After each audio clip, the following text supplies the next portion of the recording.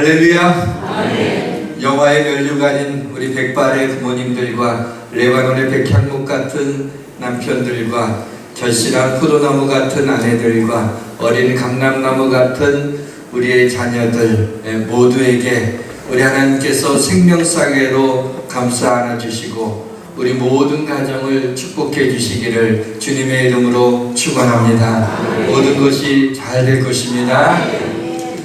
효자 아들이 있었습니다. 이 아들이 어머니한테 어떻게 효도를 좀 해야 될까 생각하다가 내 장가가는 거는 우리 어머니 마음에 꼭 드는 그런 신부감, 그런 며느리를 안겨드려야겠다 생각을 하고 이제 열심히 찾았습니다. 그래서 신부감을 데리고 어머니에게 데리고 왔습니다. 근데 어머니가 이렇게 조금 몇 마디 얘기 나누더니 아니다 라고 합니다.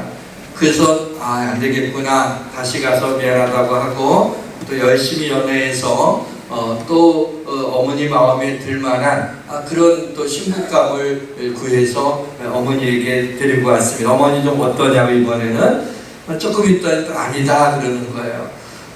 참 어머니 까다롭네. 또 열심히 또 연애를 해서 또 신부감을 이번에는 뭐 틀림없을 거다 생각하고 어머니에게 데리고 왔는데 역시 어머니가 또 고개를 소래소래 흔드는 거예요. 야, 어떻게 해야 되나 고민하다가 그래, 우리 엄마하고 똑같은 꼭 닮은 그러한 신부감을 구해야 되겠다. 그래서 모습도 거의 비슷하고 성격도 비슷하고 뭐 취미도 비슷한 그런 신부감을 구해서 어머니에게 데리고 왔어요. 그랬더니 어머니가 보더니 너무 저희가 비슷하니까 어머니가 마음에 들어서 오케이 했어요. 근데 옆에 있는 아버지가 아니다. 행복과 가장 잘 어울리는 단어가 있다면 가정일 것입니다. 그래서 오늘 말씀의 제목이 행복한 가정입니다. 5월은 가정의 달이기 때문에 가정에 대한 설교를 많이 하게 되는데 마음이 그렇게 편한 것만은 아닙니다.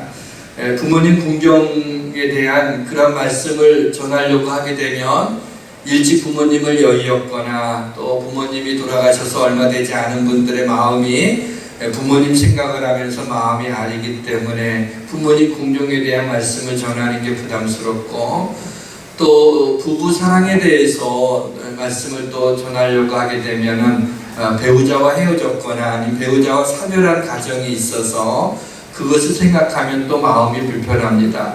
그런가 하면 자녀 교육에 대한 말씀을 전하려고 하게 되면 자녀를 또 잃어버렸거나 또 자녀를 원하지만 갖지 못한 자녀가 없는 가정에 이 말씀을 전하는 것이 상당한 부담이 되기도 합니다. 그럼에도 불구하고 가정은 너무나 중요하기 때문에 가정에 대한 말씀을 전하지 않을 수 없는 것입니다. 성도들에게 기도 제목이 뭐냐고 물어보게 되면 많은 성도들이 행복한 가정, 가정에 대한 가족들을 위해서 기도하는 것을 많이 이야기합니다.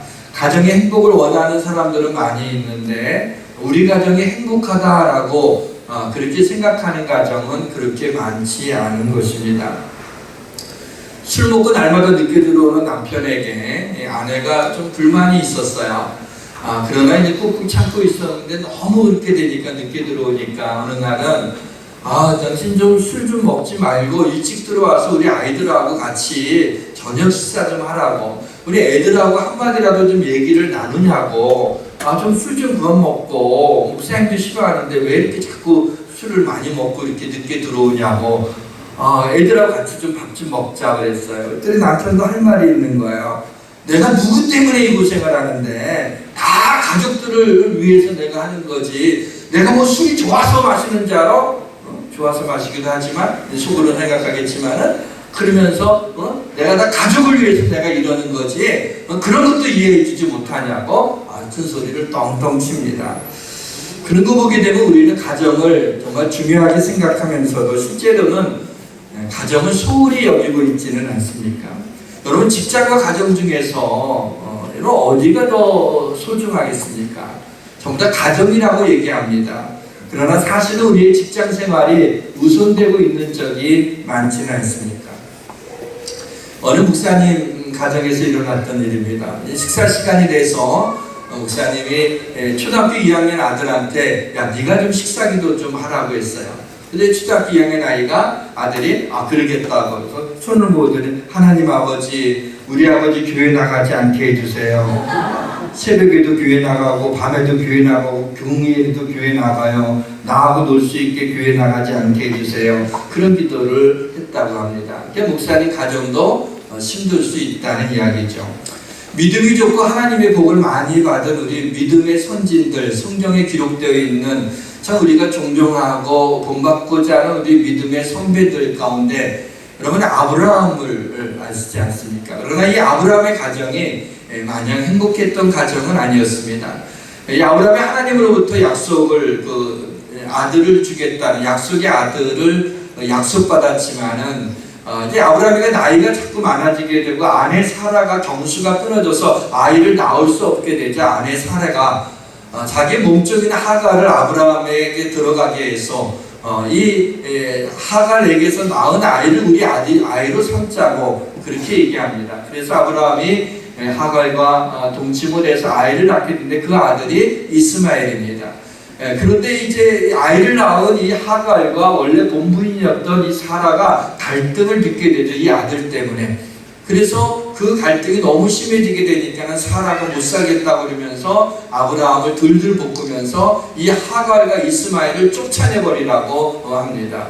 아브라함이 원치 않았지만 어떻게 합니까? 그래서 이 하갈과 이스마엘이 쫓겨나면서 그때 마음에 분을 품으면서 내가 반드시 복수를 하리라 이러면서 떠나가게 됩니다. 그것이 바로 오늘날 바로 이 아랍의 족속인 이 이스마엘과 또 이스라엘의 그 조상이 되는 그 이삭 바로 이 둘의 갈등이 오늘날까지 이어져서 온 세계에 화약가로 불리우는 아랍과 이스라엘의 갈등이 이어져 내려오는 것을 보게 됩니다. 다윗의 가정도 하나님의 마음에 합한 가정이었지만은 우리가 잘 알듯이 다윗처럼 인생을 살면서 당할 수 있는 가장 고통스러운 그런 아픈 일들을 많이 당한 그런 가정이 없습니다. 또한 이 다윗의 가정에 입에 담기도 민망한 일들도 일어난 것을 우리는 기억하고 있습니다.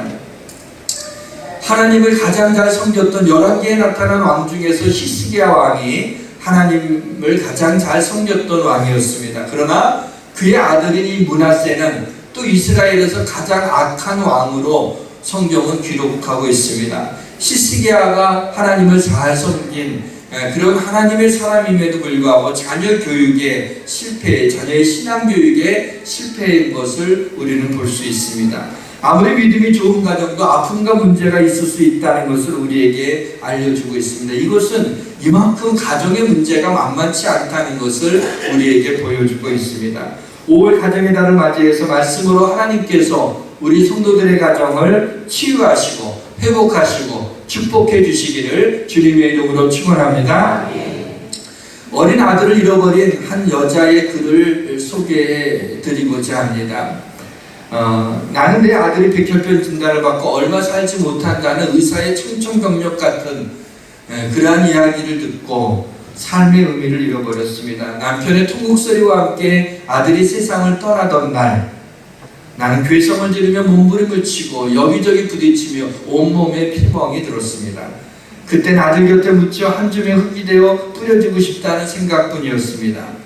그렇게 며칠이 지났는지 어느 날 새벽 친정 아버지가 내 앞에 서 계셨습니다. 아버지는 나를 일으키고 부축해서 차에 태우고 친정집에 도착했습니다. 따뜻한 방에 나를 눕혀놓고 나가시더니 약사발을 들고 오셨습니다. 어여 먹어라, 너 주려고 밤새 달인 보약이다 라고 하면서 그 보약을 이 딸 앞에 밀어놓습니다. 나는 어찌 죽은 자식을 앞에 놓고 보약을 먹으라고 하느냐고 울부짖었습니다. 아버지가 야속하기만 했습니다. 지금 내가 보약을 먹을 수 있겠냐고 하면서 아버지에게 소리 질렀습니다. 그리고 약사발을 밀쳤습니다. 약사발이 방바닥에 뒹굴었습니다. 아버지는 버럭 역정을 내셨습니다. 왜 이러는 거요? 너도 네 아들 따라 죽을 거요? 네한테 그놈이 그렇게 가슴에 이르고 기막힌 자식이라면 이 애비한테는 네가 그런 자식이란 말이요. 이 애비의 마음을 그렇게 모르겠는겨. 아버지의 목소리는 젖어들고 있었습니다. 아, 자식이 짊어진 고통의 무게만큼 당신도 함께 그 고통을 겪고 계셨구나. 나는 아버지 앞에서 오랫동안 목 놓아 울었습니다. 그날부터 나는 얼마나 잠을 잤는데 잠결에도 군부를 짚히는 아버지의 손길을 느낄 수 있었습니다. 몸도 가누지 못한 나를 아버지는 일으켜 벽에 기대게 해서 때마다 정성껏 따린 보약과 음식을 먹여주셨습니다.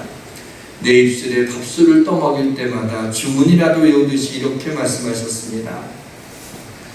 너무 애달파 말거라. 세상엔 사람의 힘으로 할 수 없는 게 있는겨. 그간 자식 살리느라 얼마나 애간장 탔겠냐. 얼렁얼렁 세워라 흘러라. 그래야 내 마음이 편해질 텐데 얼렁얼렁 세월이 흘러야, 얼렁얼렁 세월이 흘러야. 아버지는 그렇게 슬픔 속으로 빠져드는 나를 붙들어 주셨습니다. 저는 이 글을 대하고 이것이 마치 하나님 아버지가 바로 우리를 향한 아픈 마음을 기록한 것처럼 느껴졌습니다.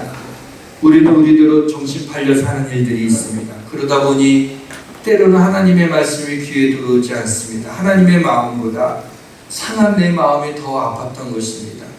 내 마음이 너무 아프고 내가 너무 힘들고 내가 너무 괴로워서 하나님의 은혜고 사랑이고 기도고 그런 것들이 먼저 앞서지 못했던 것입니다.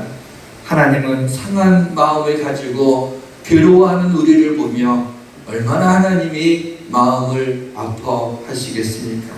우리는 안 먹겠다고 입을 벌리지도 않는데 하나님은 억지로 우리의 입술에 말씀을 떠먹이지 않습니까? 하나님이 우리보다 더 우리와 우리 가정을 잘 알고 돌봐주시지 않겠습니까? 이런 의미에서 오늘 하나님이 주시는 말씀에 귀를 기울이며 하나님의 말씀을 떠먹지 않으시겠습니까? 행복한 가정은 여호와를 경외하는 가정입니다.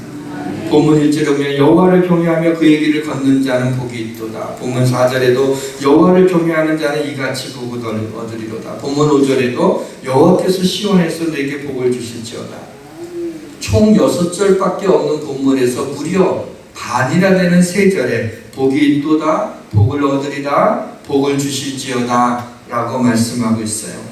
그러나 이 시편 128편 오늘 본문은 절실한 아내들, 어린 감람나무 같은 자녀들, 우리 아이들을 이야기하는 가정을 얘기하고 있는 것입니다. 이 가정에 우리 성도들의, 하나님의 자녀들의 가정이 얼마나 일그러지고 아프고 깨어지고 고통스러우면 하나님이 가정을 이야기할 때 6절 가운데 반이나 그걸 할애하면서 복을 얘기하고 복을 주시겠다, 복을 주시겠다, 복을 주시겠다고, 하나님이 우리 가정을 치유하시겠다고, 회복하시겠다고 그렇게 말씀하시겠습니까? 아내는 절실한 포도나무와 같으며 자식들은 어린 감람나무와 같으리라고 하는 가정의 복, 내 손이 수고한 대로 먹을 것이 있게 해주시겠다고 하는 물질의 복, 평생의 예루살렘의 번영을 보겠다는 자녀의 복, 자식의 자식을 보는 장수의 복을 하나님이 주시겠다고 말씀하고 있습니다. 또 여호와를 경외하면 이러한 복을 약속하셨습니다. 여호와를 경외하는 것은 사람으로 생명에 이르게 하는 것이라 경외하는 자는 족하게 지내고 재앙을 당하지 않으니라. 여호와를 경외하게 되면 생명, 영원한 생명, 구원을 얻고, 여호와를 경외하게 되는 자는 족하게 된다고, 만족한 삶을 살게 된다고, 그리고 여호와를 경외하는 자에는 재앙을 당하지 않을 것이라고. 우리가 고난은 당할 수 있을지 모르지만 하나님을 경외하는 가정에 하나님이 재앙을 내리지 않으시겠다고 그렇게 약속하고 있는 것입니다. 사랑하는 우리 성도들이 여호와를 경외하여 물질의 복, 가정의 복, 자녀의 복, 장수의 복, 구원의 복, 만족의 복, 재앙을 당하지 않는 복을 누리시기를 주님의 이름으로 축원합니다. 솔로몬이 나이가 많이 들어서 쓴 전도서의 마지막 장 마지막 부분에 보게 되면 이런 말씀이 나옵니다. 이래 결국을 다 들었으니 하나님을 경외하고 그의 명령들을 지킬지어다. 이것이 모든 사람의 본분이라. 하나님을 경외하고 하나님의 말씀대로 살아가는 것이 우리 사람들이 마땅히 그렇게 살아야 될 본분이라고 모든 부귀영화를 누렸던 솔로몬이 나이가 많이 들어서 이 땅을 떠나기 전에 우리에게 남긴 말씀입니다. 여호와를 경외하는 가정이 행복한 가정인데 여호와를 경외하는 가정은 구체적으로 어떤 가정을 말하는 것인가요? 첫째로 여호와 하나님을 경외하는 가정은 하나님 앞에 서 있는 가정입니다. 코람데오의 인생을 사는 가정입니다. 여러분, 코람데오라는 말을 들어보셨습니까? 코람이라는 것은 앞에서라는 뜻이에요. 데오라고 하는 것은 하나님을 가리킵니다. 코람데오는 라틴어인데 하나님 앞에서라고 하는 뜻을 가지고 있죠. 여호와를 경외하는 것은 내 인생에 하나님 앞에 서 있는 것이 여호와를 경외하는 것입니다. 하나님의 은혜가 없이는 살 수 없다고, 하나님의 도우심이 없이는 살 수 없다고, 하나님의 사랑이 없이는 살 수 없다고, 하나님만이 나의 구원이 되시고, 하나님만이 나의 반석이 되시고, 하나님만이 나의 생명이 되신다는 고백을 하는 것, 그래서 내가 하나님 앞에 서 있어야 내가 살 수 있다고 하는 것이 바로 코람데오의 인생입니다. 여러분, 우리의 가정이 하나님 앞에 서 있습니까? 여러분, 우리 가정은, 우리 사랑하는 가족들은 하나님 앞에 서 있는 가정이라고 그렇게 이야기할 수 있습니까? 그런 생각을 하고 있습니까? 시편에 보면 내가 여호와를 항상 내 앞에 모시며 그가 나의 오른쪽에 계심으로 내가 흔들리지 아니하려니 이러므로 내 마음이 기쁘고 나의 영도 즐거워하며 내 육체도 안전히 살리니. 이것은 바로 다윗의 고백입니다. 여러분, 다윗의 삶이 얼마나 굴곡진 삶이었습니까? 그의 가정에 얼마나 많은 아픔들이 있었고 얼마나 다윗이 큰 실수를 한 적도 많이 있습니까? 그런데 하나님이 다윗을 향해서 내 마음의 합판자라고 말씀하고 있습니다. 어떻게 그럴 수 있었을까요? 다윗에게 있어서는 다른 것을 몰라도 내 앞에 하나님을 모시며 항상 하나님 앞에 서 있는 자신의 인생을 살아갔어요. 코람데오의 인생을 살았던 것입니다. 그래서 내가 여호와를 항상 내 앞에 모시며 내 오른쪽에 계심으로 내가 흔들리지 아니하리로다. 다윗의 삶이 흔들릴 수 있는 것들이 많이 있었습니다. 때로는 그의 죄 때문에, 때로는 그의 아들의 죽음 때문에, 때로는 그의 아들과 형제들의 그 간음하는 것 때문에, 때로는 반역 때문에, 때로는 자기의 장인이 자기를 죽이려고 하는 상처 때문에, 말할 수 없는 그 외에도 얼마나 많은 일들이 그에게 있었는지 모릅니다. 그럼에도 불구하고 다윗이 흔들리지 않을 수 있었던 이유는 내 앞에 여호와를 모시며 여호와 하나님이 내 오른쪽에 계시기 때문에 내가 흔들리지 아니하리로다 그랬어요. 우리 삶 속에 우리는 어떤 힘든 일만 있으면 흔들리게 됩니다. 우리의 가정에 어떤 어려운 일만 있으면 흔들리게 됩니다. 내 마음을 상하고 상처를 내게 되면 우리의 마음이 흔들리게 됩니다. 그런데 다윗은 그 많은 수많은 정말 인간으로서는 겪을 수 없는 그런 고통스러운 일들이 많이 있었지만 그가 흔들리지 않고 굳건히 하나님을 바라볼 수 있었던 것은 여호와 하나님 앞에서 코람데오의 인생을 살았기 때문입니다. 내 앞에 항상 여호와 하나님이 계시면 우리의 삶이 흔들리지 않습니다. 요동치 않음을 믿으시길 바랍니다. 그래서 기쁘고 즐거워할 수 있는 것입니다. 우리의 육체도 안전히 살 수 있는 거예요. 건강 때문에 두려워하지 마십시오. 어떤 병도 두려워하지 마십시오. 여호와를 경외하게 되면 하나님이 우리 육체를 안전히 거하게 하실 것입니다. 사랑하는 성도 여러분, 코람데오 하나님 앞에서의 인생을 사심으로 우리의 가정이 하나님 앞에 서 있는 가정이 되므로 여러분의 가정에 하나님을 경외함으로 인하여 누릴 수 있는 모든 복을 누리시기를 주님의 이름으로 축원합니다. 둘째로 여호와 하나님을 경외하는 가정은 예배를 퍼스트로 여기는 가정입니다. 예배가 나의 삶에 있어서 가장 중요한 미션이 되는 것입니다.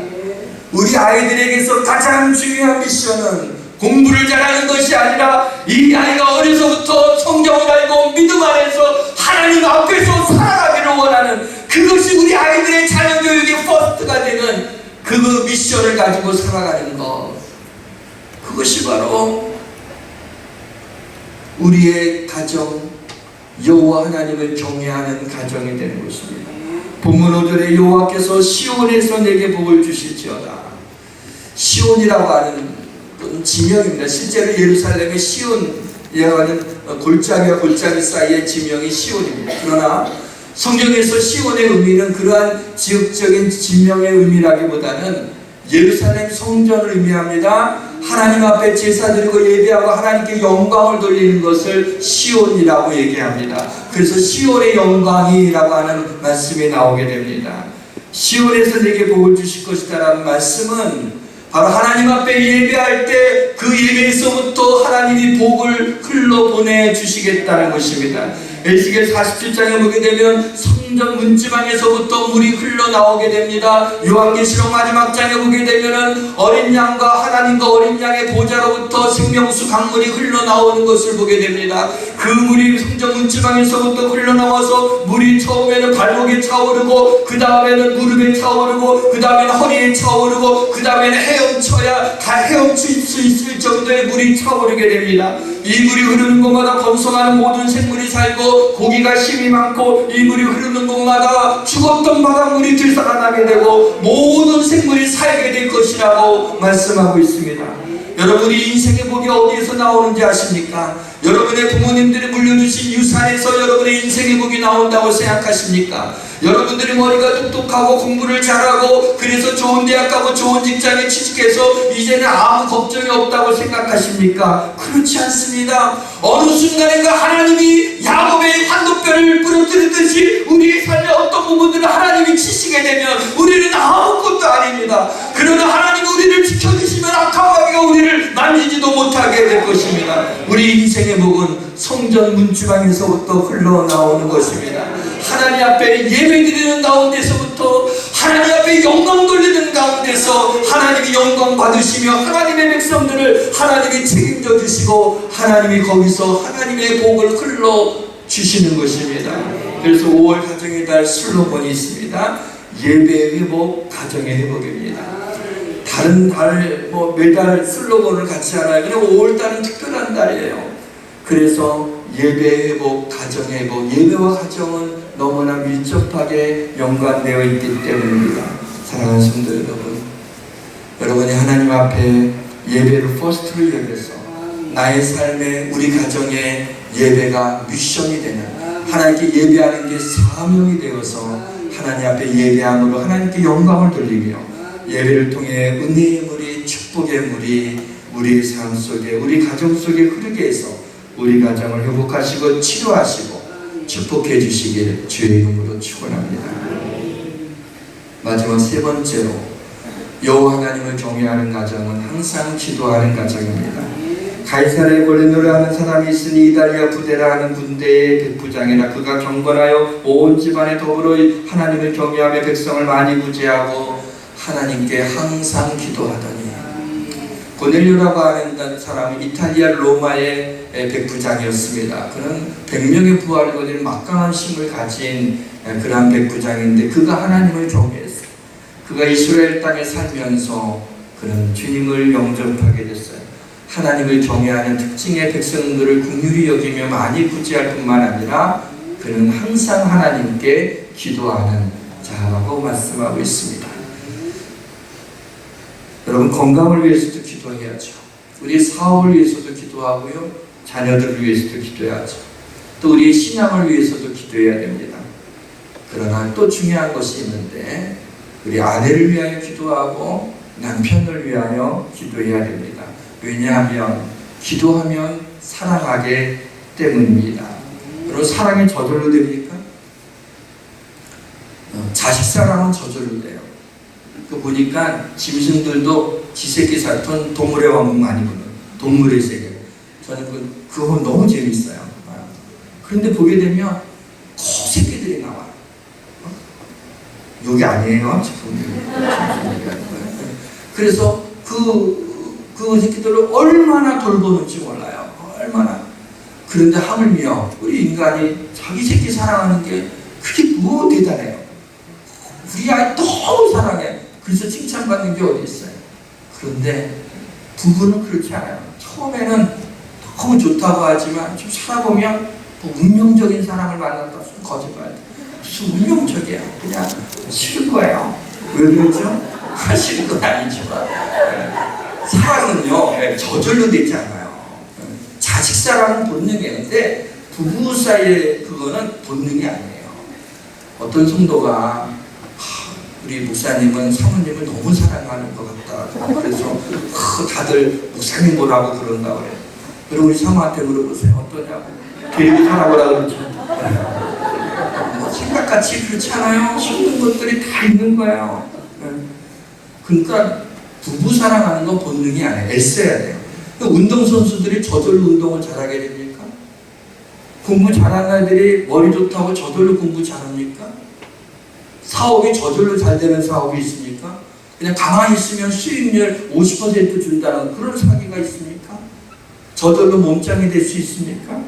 하물며 전혀 피가 섞이지 않는 두 사람이, 더욱이야 남자와 여자라고는 생물학적인 큰 차이를 가진 두 사람이 저절로 사랑할 수 있겠습니까? 가정의 문제는 작은 문제가 없어요. 가정의 문제는 다 큰 문제예요. 그게 어떤 문제든 다 큰 문제예요. 깨진 유리창의 법칙이라는 게 있습니다. 지금은 대부분 아파트에 살기 때문에 뭐 이렇게 창문이라고 유리창이라고 볼 수 있는 것이 없죠. 있더라도 큰 거 그건 다 깨지지도 않아요. 돌 던진다고. 근데 예전에 제가 어릴 때만 해도 다 이 집마다 이렇게 다 이 지붕이 낮았어요. 그렇죠? 지나가다가 까치발만 두면 그걸 볼 수 있었죠. 그러니까 이 창문이 다 있었고 창문을 그래도 환기시키느라고 또 이렇게 햇빛을 받아야 되니까 창문을 열고 닫고 하는 게 있었는데 돌을 던져갖고 누가 밖에서 돌을 던져서 창문이 쨍그랑하고 창문이 깨졌어요. 자, 그럴 때 정상적인 가정은 그날로 그 깨진 창문을 보수합니다. 불러다가 그 창문 유리를 갈죠. 그런데 만약에 일주일 동안 그 유리를 창문 그 유리를 갈지 않는 가정이 있다면 어떨까요? 깨진 유리창을 그대로 두고 있다면은 그 가정은 병든 가정이 아닐 수가 없는 거죠. 깨어진 것을 그대로 놔두면 안 돼요. 깨어진 마음은 치유해야 됩니다. 깨어진 관계는 회복되어야 됩니다. 어떻게 해요? 기도하는 것 외에는 다른 것으로 치료받을 수 없어요. 기도하는 것 외에는 다른 것으로 이런 가정의 이것들이 회복될 수 없는 거예요. 그래서 기도하는 왜 그러냐면 기도하는 사람의 마음에는 감사가 살고 있기 때문에 우리 기도하는 가정은 감사가 넘치게 되고 그 감사는 가정을 행복하게 하게 되기 때문입니다. 그래서 우리는 우리 가정에 깨어진 부분들이 있으면 그것을 가지고 하나님 앞에 나와서 하나님만이 이 깨어진 것들을 회복하시고 깨어진 마음들을 치유하시고 하나님만이 상한 심령을 상한 갈대도 꺾지 아니하시는 하나님만이 상한 심령을 온전케 하시는 하나님의 능력이 우리의 기도의 응답으로 나타날 줄 믿으시기를 바랍니다. 기도는 하나님의 깊은 곳에 들어가서 하나님께 내 마음의 깊은 것을 고백하는 것이 기도입니다. 사랑하는 성도 여러분 아십니까? 우리가 기도할 때 우리가 우리의 가정을 위해서 기도할 때 여호와 하나님이 우리를 위하여 일하시고 그 일을 성취하신 하나님이십니다. 이를 행하시는 여호와 그것을 만들어 성취하시는 여호와 그 이름을 여호와라는 이가 이같이 이르시도다. 너는 내게 부르짖으라 내가 내게 응답하겠고 내가 알지 못하는 크고 은밀한 일을 내게 보이리라 라는 말이에요. 여러분 부르짖으라고 하는 이 시브리어 헬라어 원문에는 어떤 뜻이냐면 마음을 집중하여 쏟아내라 라고 하는 뜻입니다. 여러분 우리 가정에 어려워 깨어지고 아픈 것들이 있습니까? 여러분 하나님 앞에 부르짖길 바랍니다. 마음을 집중하여 하나님 앞에 부르짖게 될 때 우리 하나님이 뭐라고 그랬어요? 너는 내게 부르짖으라 내가 내게 응답하겠고 응답하는 것만이 아니라 내가 알지 못하는 크고 은밀한 일을 내게 보이면 어떻게 우리 가정이 회복될지 알 수 없습니다. 어떻게 깨어진 내 마음이 치유될지 알 수 없습니다. 어떻게 이 모든 것들이 치료되는지 난 알지 못하지만 하나님께서 크고 은밀한 일을 우리에게 보여주실 줄 믿습니다. 평범한 상황에서는 평범한 기도를 하면 됩니다. 그러나 비상한 상황에서는 비상한 기도를 해야 됩니다. 온 마음을 집중하여 하나님 앞에 부르짖어야 됩니다. 거기에 하나님의 역사가 일어나게 되는 것입니다. 입을 크게 열어 부르짖어야 됩니다. 입을 크게 열면 하나님이 채워주시는 것입니다. 하나님께 부르짖으면 하나님은 응답해 주십니다. 우리의 가정이 항상 하나님 앞에 기도하는 가정이 돼서 수시로 마귀가 안타깝게 이 땅에서 우리를 갖다가 건들고 힘들게 할지라도 그것을 넉넉히 이기시기를 바랍니다. 기도하면 하나님 우리가 알지 못하는 크고 은밀한 놀라운 일들을 보여주십니다. 기도하면 주의 영이 임하게 됩니다. 주의 영이 임하면 꿈을 꾸게 돼요. 비전을 갖게 되고 꿈을 꾸게 됩니다. 여러분, 주의 영으로 말미암아 우리가 기도함으로 여러분의 가정이 꿈꾸는 가정이 되시기를 주님의 이름으로 축원합니다. 사랑하는 성도 여러분, 우리 가정을 코람되어 하나님 앞에 서 있는 가정으로 만들었습니다. 마음이 흔들리지 않고 우리의 삶이 요동치 않고 항상 기쁘고 즐거워서 얼굴에 빛이 나고 하나님께서 우리 육체를 안전히 거하게 하고 우리의 생명과 건강을 지켜주시는 가정이 되기를 주의 이름으로 축원합니다. 사랑하는 성도 여러분, 우리 가정을 예배를 퍼스트로 여기는 가정이 되겠습니다. 하나님께 예배하는 것이 우리 가정의 미션이 되어서 하나님과 어린 양의 보좌로부터 나오는 은혜의 강물이 우리의 가정을 회복시키시고 우리의 가정을 치료하시고 우리의 가정을 축복하시기를 또 우리의 가정을 번성케 해주시기를 주님의 이름으로 축원합니다. 사랑하는 성도 여러분, 우리 가정을 기도하는 가정으로 만들어서 여러분이 꿈꾸는 아름다운 가정을 이루시기를 주의 이름으로 축원합니다. 이제 신명기 33장 29절을 읽고 마치겠습니다. 할 수만 있으면 여러분 큰 소리로 믿음으로 고백하고 우리 하나님을 찬양하겠습니다.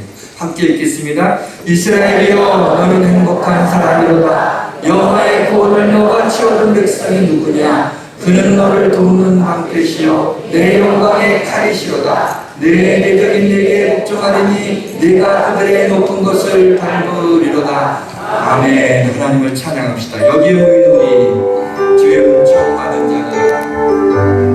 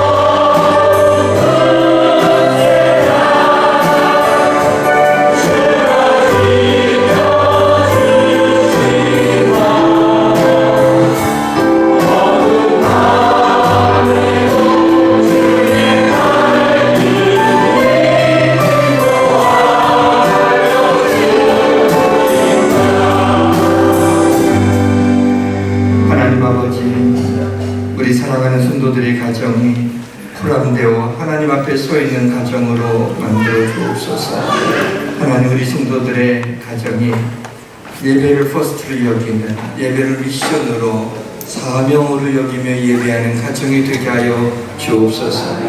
우리 성도들의 가정을 기도하는 가정으로 만들어서 하나님, 우리가 꿈꾸는 아름다운 가정을 이룰 수 있도록 하나님 긍휼을 베풀어 주옵소서. 예수님의 이름으로 기도합니다. 아멘.